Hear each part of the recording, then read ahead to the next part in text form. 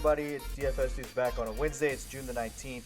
Missed yesterday, and look, I apologize for that. I was recording the podcast, and my heating and AC guy showed up. It's hot in California, and I thought he'd be here quickly, show him what was up, and then I'd get back to recording the podcast. Unfortunately, the guy was here for like 2 hours, and I never got a chance to get it up. So, didn't get it up. We're back today. It's the 19th of June. 10-game slate. I've got this thing fully broken down and graded out. We'll get into it. Let's start first with the weather concerns. There are more weather concerns again today. Those of you guys that have played Washington or Philadelphia the last few days have been completely burned by weather. Those games looking like they're late starting. I wish they would just have PPD'd both those from jump. The game right now, and let me just look because I've been busy grading stuff out here. Let me just look really quick and see if there's any update to any of these weather situations. Chicago is the one that looks a little bit scary on the main slate. It's the one that looks the scariest. That game looks like there's a possibility that look, it's raining there. It's gonna keep raining there based on what I'm looking at on weather.com. So this one scares me the most. It's got Giolito, one of the more expensive pitching options tonight. It's got John Lester, and then it's got the Cubs and White Sox as well. The White Sox beat the Cubs 3-1 last night.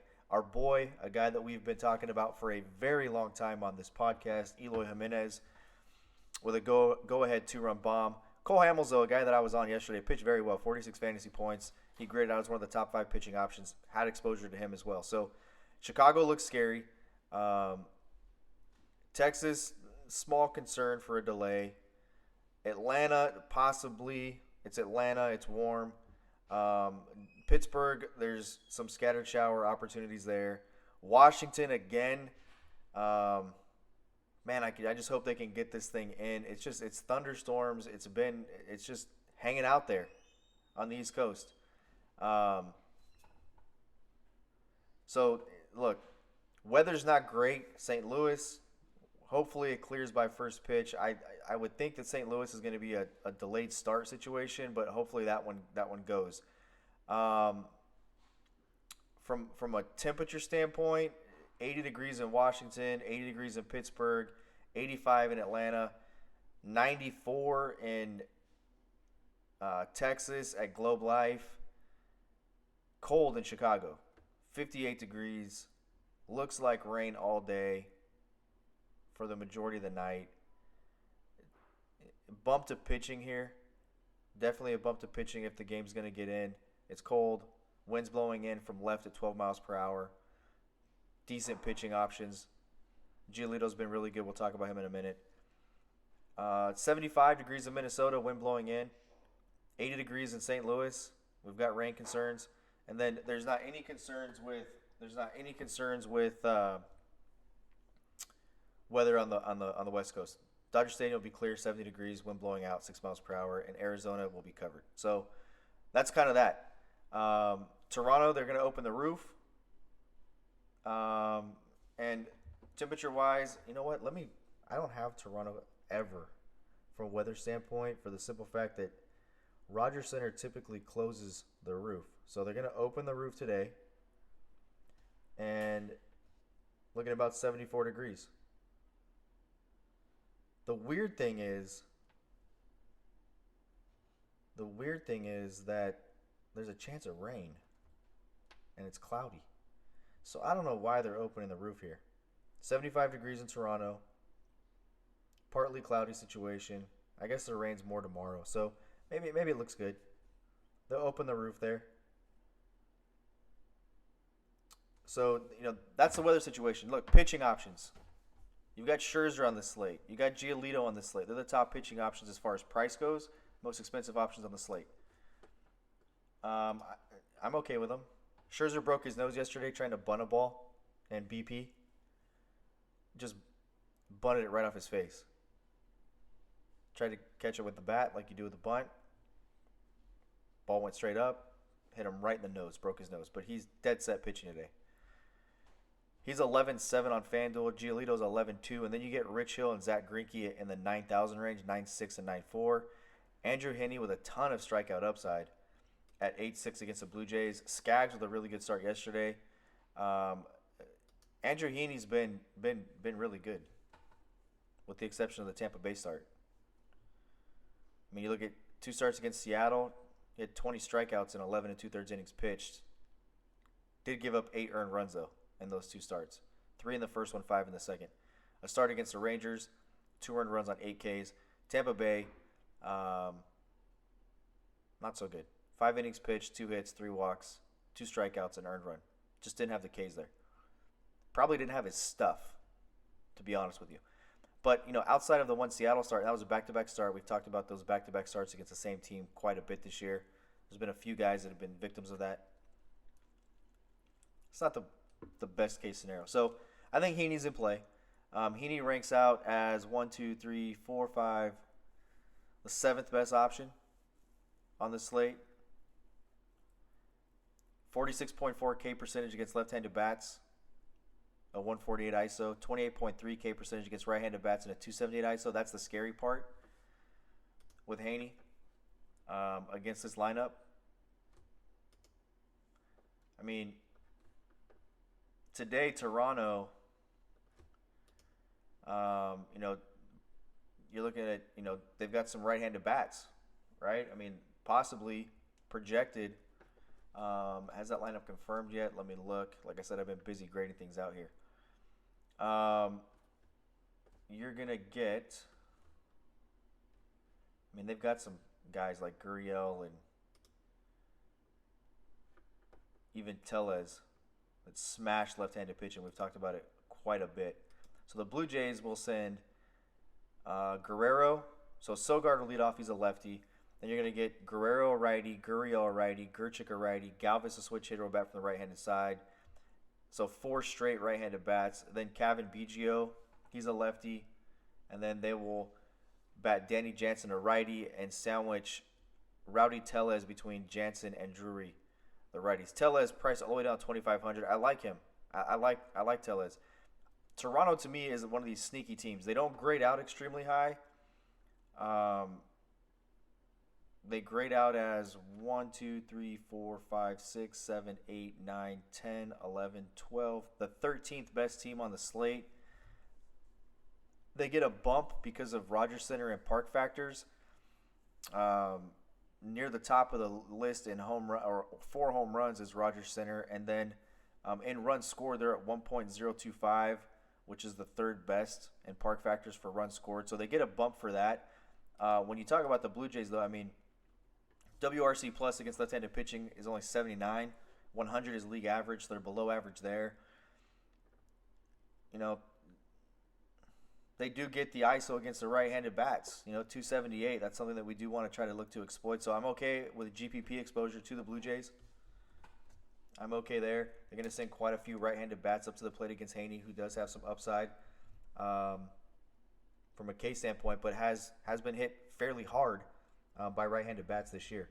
So, the Blue Jays I'm okay with as a tournament stack. They don't grade out as one of the top, 5 or 6 teams, but I think they're sneaky. I don't like when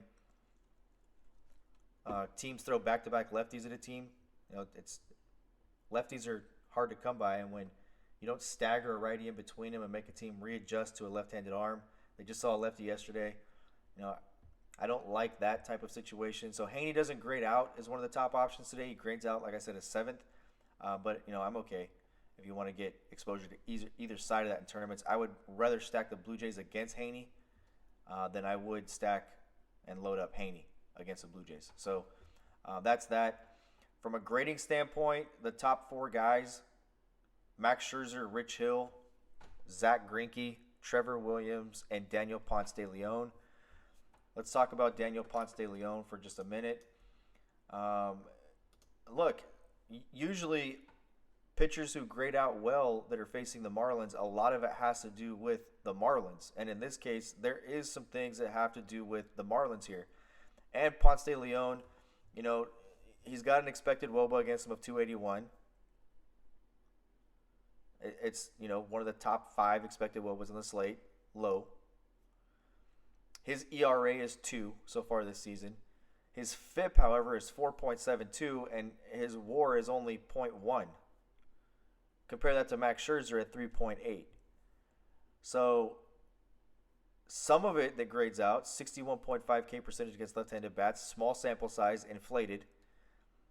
A 0 ISO against left-handed bats, small sample size, inflated. And then right-handed bats, you know, the K percentage only 8.3 and the ISO 150, small sample size. This is a heavy right-handed lineup. So far this season, Ponce de Leon, you know, he's not been banged up, that's for sure. If there's a mark on this guy or a knock on him, it's that he hasn't gone deep yet. He just hasn't. He's been in 2 games, 10 strikeouts, a 1.22 whip, 9 innings pitched over those 2, giving up 4 hits. He's walked 7, only giving up 2 earned runs. Really good outing against the Brewers, 33 fantasy points. He struck out 7, only gave up an earned run, 2 hits.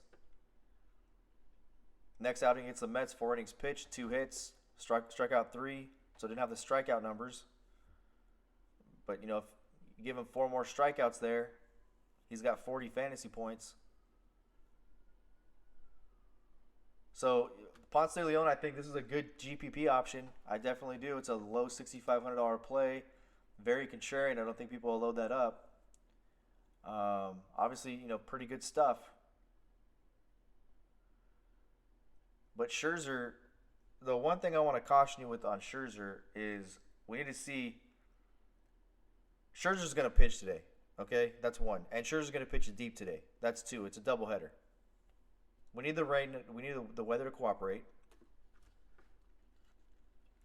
Hopefully that does. And the other thing that I'll tell you is I don't give a lot of credence to BVP. I don't, but I haven't looked. But I'm going to tell you that I'm pretty sure that Maikel Franco owns Max Scherzer. I mean, that's the one guy he's going to have to be careful with. Let me look that up really quick.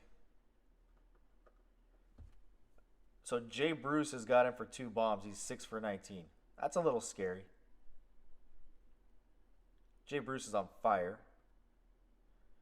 Who owns him? Segura has a bomb. Real Muto has a bomb. Is Franco hurt? Where is Franco? Why don't I see him?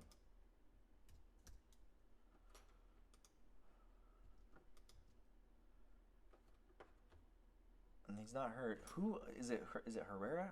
Man, my memory could be fading here, but I know there's somebody on this team that has given him a ride. And I could have sworn that it was Franco, but I could be wrong here. Maybe it's Herrera, and Herrera's not. Herrera's gone right now. But, so, I mean, other than that, it's Jay Bruce. Jay Bruce owns Scherzer for the most part. 6 for 19 with 2 bombs. If you want to use Bruce as a one-off player, fine, but that's not going to scare me away from Scherzer. I mean, you just take a look at Scherzer across the board. 26.6 K percent against left-handed bats, a 38.8 K percent to right-handed bats, 143 ISO to lefties, 134 ISO to righties, 2.81 ERA, an expected WOBA of 2.65, and his FIP is 2.26 with a WAR of 3.8. You got to like him a lot here. A ton. Philly below the league average in WRC+. Scherzer grades out as the top option on the slate for me. Like him a lot here. To me, the 2 main options are Scherzer and Rich Hill. I think Trevor Williams is a really good play here. Let's talk about Trevor Williams. The K percentages are not great. The K upside's not great. 15.1 K percent to lefties, 21.5 K percent to righties, a 107 ISO to lefties and a 150 ISO to righties, a 3.33 ERA and a 3.35 FIP. So FIP takes everything that so FIP is like the opposite of ISO. Okay? What I mean by that is I guess the opposite of ISO is not a good way to put it. So ISO is the best stat that I can find that incorporates the relevant scoring fields for fantasy sports. Doubles, triples, home runs. That's what we're looking for. So that's what ISO is. What FIP is it takes it takes all the categories that the pitcher's responsible for. So home runs he gives up, et cetera, et cetera, et cetera. It basically takes fielders off the field. XFIP, you can have like a 2.25 FIP, and if you give up more home runs if your home run to fly ball rate is higher than the league average, your XFIP will be higher than your FIP. So that's like the extra thing that's put into XFIP. So I look at FIP because FIP to me is, if you're looking for stacks, I guess you could throw XFIP in there as what, going against that stat going against the pitcher, what's their XFIP likelihood of, home run per fly ball, if their rate's above league average, and you can start grading that out. I just go with FIP. I don't like Sierra as much. I think FIP is the best indicator of will there be regression if a guy's pitching above his head right now. A lot of people like to look at Sierra. I like FIP. So 2.81 ERA and his FIP is 2.26. So the things that Max Scherzer can control are better than without fielders on the field, basically, by a little bit, by 20 hundredths, 2/10. Actually, it's more than that, 6. 2.26 FIP, 2.81 ERA. The xWOBA against him is 2.6 is 0.265. So Scherzer grades out as the top option here. Trevor Williams grades out really well also. I think Scherzer and Hill, Scherzer for cash games, Rich Hill your top tournament option. Sprinkle Trevor Williams and Zach Greinke in there. And then Ponce de Leon, Lucas Giolito. I don't like Giolito as much today. He grades out really well, but the Cubs against him also grade out decently. So it pushes him down just a bit. But you've got a group of guys here that I think are okay to use in tournaments, which would be Giolito, Haney, Lester, Max Fried, and Trevor Richards. I think those guys are okay to use in tournaments. A guy I'm not talking about is Eduardo Rodriguez, who I don't want anything to do with today. I'm fine not having any of him and him breaking the slate. I just don't. I don't want anything to do with him. He doesn't grade out extremely well. He does against right-handed bats. His FIP is quite a bit lower than his ERA. 3.84 FIP, a 4.67 ERA. If his splits weren't so ridiculous from an ISO standpoint to lefties and righties, I think you'd see that FIP even higher. But it's really left-handed bats that he's having a problem with. He gives up a 344 ISO to lefties and only a 121 ISO to righties. So, it'll be interesting to see who's in the lineup here for Minnesota. I think that lineup's confirmed. Let me look really quick here at Minnesota. But I think this lineup did confirm. And it has not yet. Eddie Rosario is a lefty.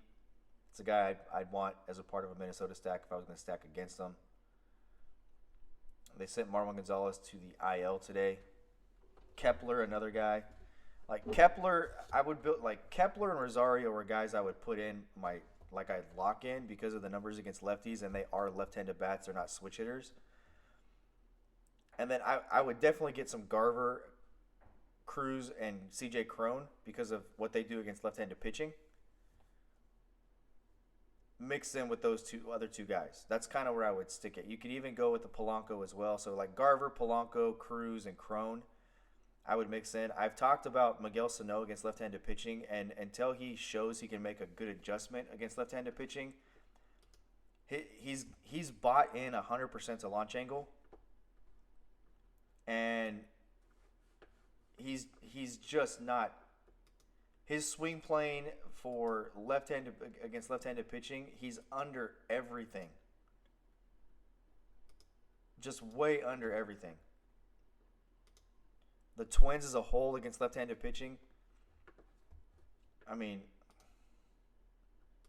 we've talked about it before, but it's insane from an ISO standpoint, the amount of guys they've got against left-handed pitching.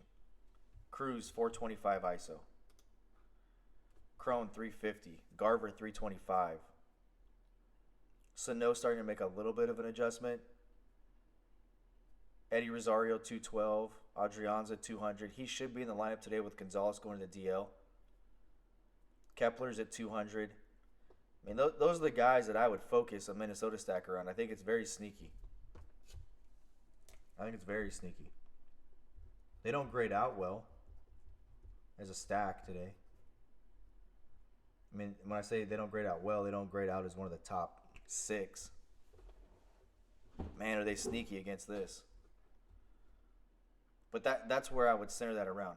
So those are the sneaky stacks to me today. I don't really want anything to do with Rodriguez. The blah guys on this slate, Kyle Gibson, Arrieta, John Gray, kind of blah. And the guys I definitely want to stack against, Palumbo, Plutko, Steven Matz, Jordan Zimmerman, Aaron Sanchez, Drew Pomerantz. I want to stack against them, definitely. So Scherzer, I think, is your cash game guy. I would use Scherzer, Hill, Trevor Williams, Zach Greinke, Ponce de Leon in tournaments. You can get some exposure to Giolito. I don't really like this spot for Giolito. The Cubs have a 195 ISO against right-handed pitching, a 103 WRC plus against right-handed pitching. Their K percentage is 23.1. It's not great, but it's definitely not terrible. It's not 25% or higher. You know, their ISO as a team is 195. Their ISO against right-handed pitching is 195, so no change. And their WRC plus, is 103 as a whole. It's 105 against right-handed pitching. And the Cubs grade out today as one of the better stacks.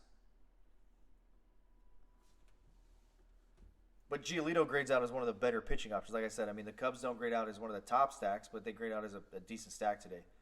So, to me, the Blue Jays, the Twins, borderline the Cubs are sneaky.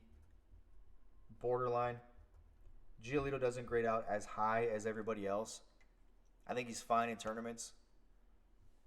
But like I said, Scherzer, really like Rich Hill. Trevor Williams is probably one of my favorite plays. He just grades out well. Detroit doesn't grade out well at all. Detroit, 73 in WRC plus against right-handed pitching with a 144 ISO. A 26.3 K percent. So, as a whole, including right and left, handed pitching against them, they're 26.4 K percentage. They're 1/10 of a point better against righties than they are as a whole, all things considered. Their ISO's worse against righties as it is as a whole. 147 as a whole, 144 against righties. Their WRC plus is worse against righties than it is as a whole. 76 as a whole, 73 against right-handed pitching. Trevor Williams grades out well. He does. He grades out well. And on FanDuel, you know, very affordable price for Trevor Williams. Very affordable. He's way down the board at 7,700. We talked about Mitch Keller yesterday. If we would have been able to get the podcast up, he was a guy that I was all over. He graded out really well, and he needed a good start. I think he put up 27 fantasy points at 5,500 or 6,000 on FanDuel. So Trevor Williams, I think, is a better pitcher than Keller, and I like this spot for him. Let's talk about the bats and who grades out. So the Braves grade out as a top overall stack. The Pirates grade out number 2, the Angels 3, the Indians 4, the Nationals 5, the Cardinals 6. The Red Sox, the Rangers, and the Dodgers all grade out as number 7. They're tied. The Phillies, D-backs, and Mets grade out tied for 8th. So there's a cluster of really good tournament options there with the Red Sox, the Rangers, the Dodgers, the Phillies, the D-backs, and Mets. I would elevate, though, the Mets because their numbers as a whole and then their numbers against left-handed pitching are quite a bit different. Quite a bit different. Let's talk about the Mets just quickly here. The Mets, as a whole, 23.5 K percent and 175 ISO. The K percentage goes up against lefties, but guess what? So does the ISO, so does the WRC plus by a lot. A 102 WRC plus against right and left-handed pitching combined, and a 175 ISO as a whole against right and left-hand pitching combined. We look at left-handed pitching only against lefties. The K percentage goes up to 25.7, 2 percentage points. The ISO goes all the way up to 191, and the WRC plus goes all the way up to 116. To me, I elevate the Mets to like the 7th spot. Maybe the 8th spot.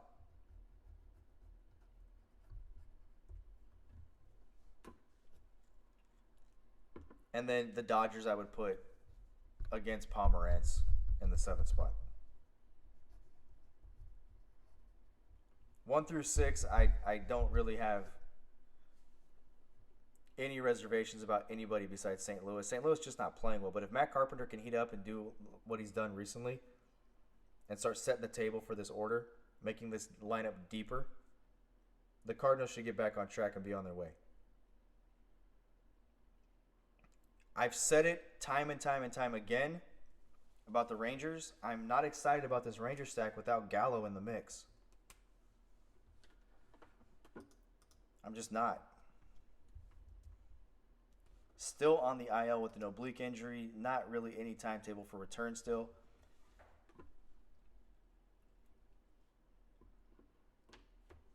I guess they're hoping to get him back on the 25th of June. That's the date they're hoping for. So I'm not excited about Texas. I get it. They're facing Plutko. But let's take a couple things into consideration. They are facing Plutko, okay? But here's one of the reasons why they grade out lower and in this kind of second tier. The Indians' bullpen is the top bullpen in baseball. A 3.30 ERA and only a 240 batting average against them. So you get on Plutko and then what?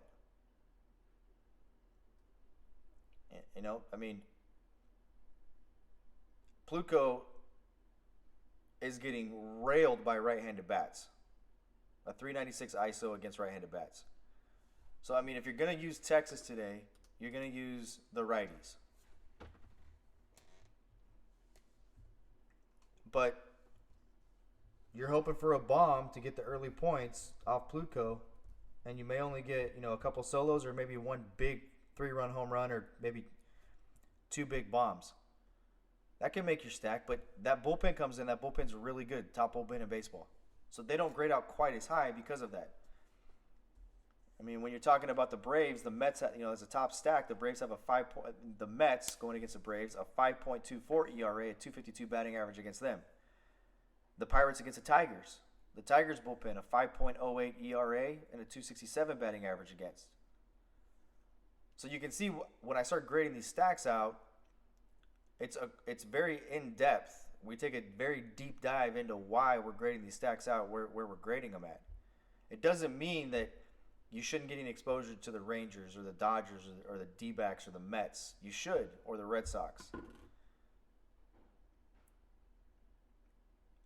But giving the edge, we want 4 at bats, and we want 4 at bats against terrible pitching. The Braves, the Pirates, the Angels, the Indians, the Nationals, I mean, the Cardinals. Those teams are going to take at bats against not only a bad pitcher with a terrible ISO against one side of the plate or both, like the Braves with Matz, a 200 ISO versus lefties, a 203 ISO versus righties.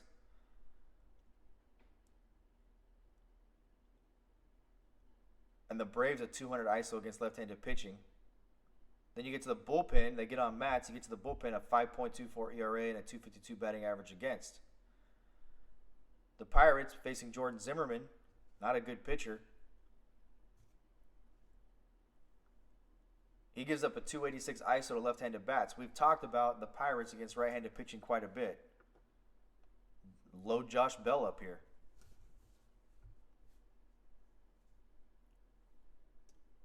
Their bullpen comes in, 5.08 ERA and a 267 batting average against them. So that's why these two teams rank out and grade out higher than other stacks. I'm not sure where they fall with implied run totals. You know, I could be off my rocker here.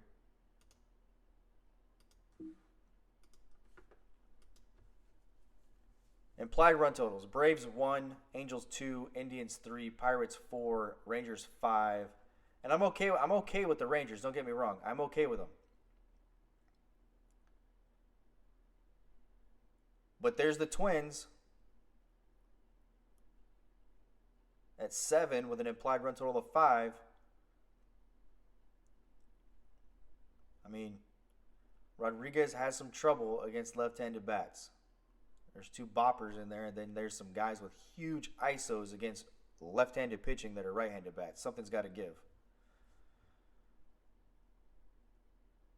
So that's where I'm at. Let me just recap it really quick. From a pitching standpoint, I think Scherzer's your number 1 overall option, number 1 cash game option. The bullpen will get used up a little bit in the first game. Scherzer will have the opportunity to go a little bit deeper, throw a little bit more pitches in this one. Rich Hill against the Giants, like that a lot. The Dodgers should put some runs up as well against Pomeranz. Trevor Williams, Zach Greinke. You can finally take a shot with Daniel Ponce de Leon against the lowly Marlins. I'm okay to get some exposure to Heaney and Giolito. John Lester's not terrible, but he's not great. Max Fried, not terrible, not great, but the Mets, a team that just rips left-handed pitching, and he does have a 180 ISO against right-handed bats. And before I jump off, I'm just going to give you some of those ISOs and some of the guys you should focus on in that Mets lineup against left-handed pitching if you're going to load up against Fried. And the top of the list is Peter Alonso at 470. Hechavarria 300, Rosario 262, Dominic Smith 250, Thomas Nido 231, Brandon Nimmo 222, JD Davis 203, even Conforto and Ramos at 180. Those are the guys that I would focus around. I would definitely lock in Alonso. I would definitely lock in Hechavarria. Guys, they're really good against left-handed pitching. So I wouldn't use Fried. Tournament option, if you want to get crazy, fine. But I would rather use Trevor Williams as my mid-tier option in a better spot. That's pitching from a stack standpoint. The top 6 grade out as the Braves, Pirates, Angels, Indians, Nats, and Cardinals. I will be back tomorrow. Tomorrow will be Thursday. We have another 10-game slate to look at. Until then, be cool. Keep it cashing. Peace out.